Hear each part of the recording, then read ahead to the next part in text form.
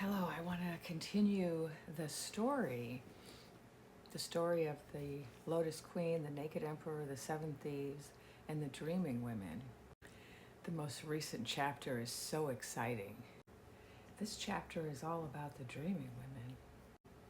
As you may recall, after the joust was finagled by the Naked Emperor with the help of the Seven Thieves, there was great despair across the land. Many people felt hopeless. Some people didn't know if they wanted to be around anymore. Others began packing their belongings and fleeing to other realms. But many more stayed to fight. They said, we will resist, and they began to organize. Some people pointed fingers at one another and said, you're to blame, no, you're to blame.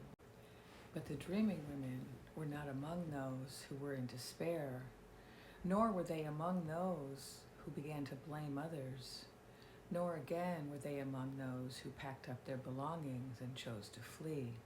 For the Dreaming Women began dreaming the night after the great joust and continued to dream for weeks after. And as time went on, more and more Dreaming Women began to talk about their dreams. Throughout the realm, there were so many dreaming women. And some of these Dreaming Women were not women at all. Some of them were men, and some of them were non-binary, and some of them were third and fourth genders, but they all belonged to the same collective of Dreaming Women. For what was happening was that the great divine feminine was speaking through people, and it was natural under these circumstances for women to lead. And over time, you may recall, these Dreaming Women began to gather around two different stages. There was a clock stage and there was a tube stage, and this is where a lot of Dreaming Women began to gather. But they also began to gather around the blue sky stage, and some even went all the way to the ends of the realm to gather at the stage with the red character. But wherever they were gathering, and some were gathering in living rooms and coming together on porches. And everywhere they went, they gathered their dreams together, telling their dreams one to another, one to a crowd, one to everyone. And the more they shared their dreams, the more they grew, and the more they talked, the more they gathered, and the greater their numbers grew to become. And some of the Dreaming Women started to have gatherings of Dreaming Women on the stage where others could come and ask questions. And as a result of this wonderful gathering of energy continued, coalescing and building. It was as if each one of the people there had a ball of light and all joined their ball of lights together so that they created a giant ball of light that was so bright, so illuminating.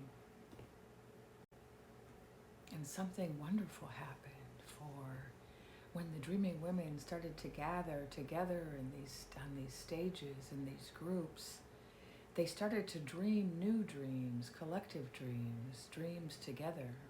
And one of the dreams that they dreamed of was the rise of the divine feminine as it would be embodied in the leadership of the Americas. And so together they dreamed this dream of the three sisters of the Americas. There is an ancient story about the three sisters that was told over fires for centuries by the Haudenosaunee people. And this story was also told by the Sagali people and by many other tribes and clans throughout the southeastern and northeastern Turtle Island. But this is a new story, a retelling of that ancient legend, a new legend created for these times.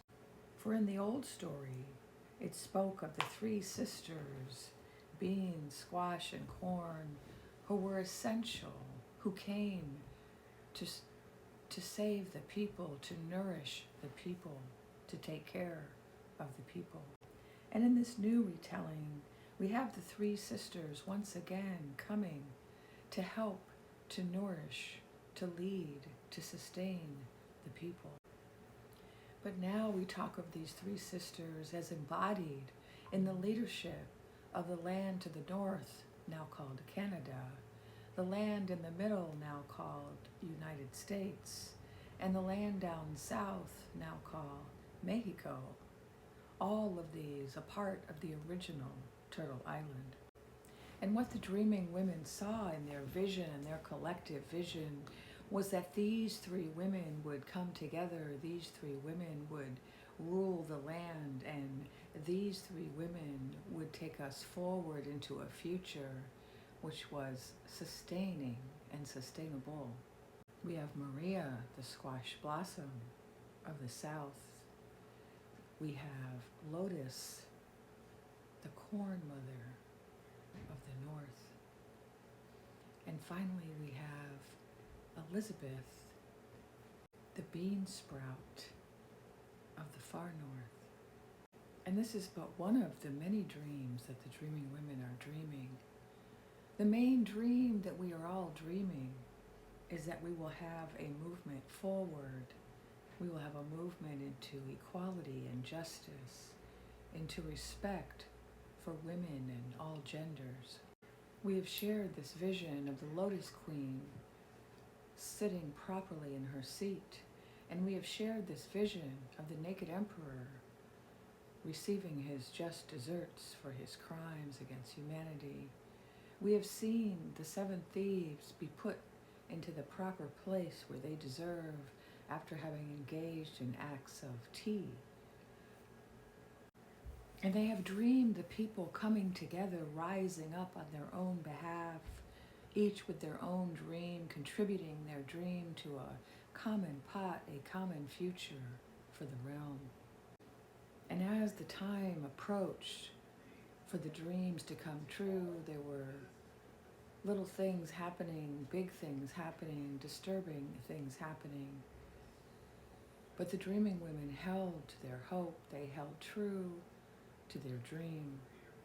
And with time, their numbers only grew and grew. Every day, more and more of these dreaming people began to gather.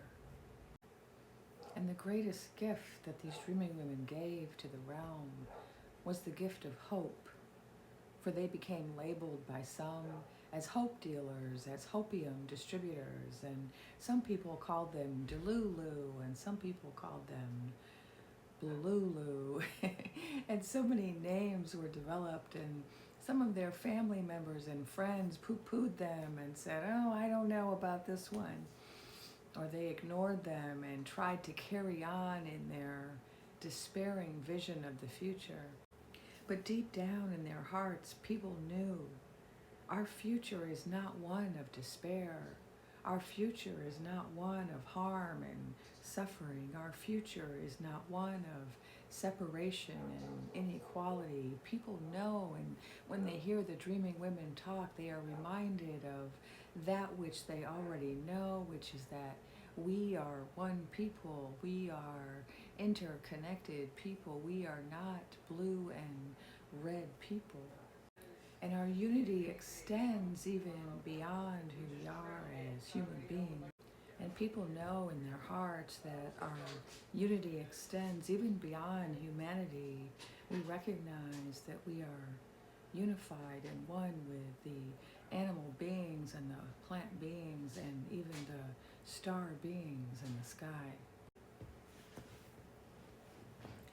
And as the realm came closer and closer to the 11th hour, the final day when all decisions would be made and all revelations shared, more and more women and dreaming people began to gather here and there and everywhere to consolidate their dream.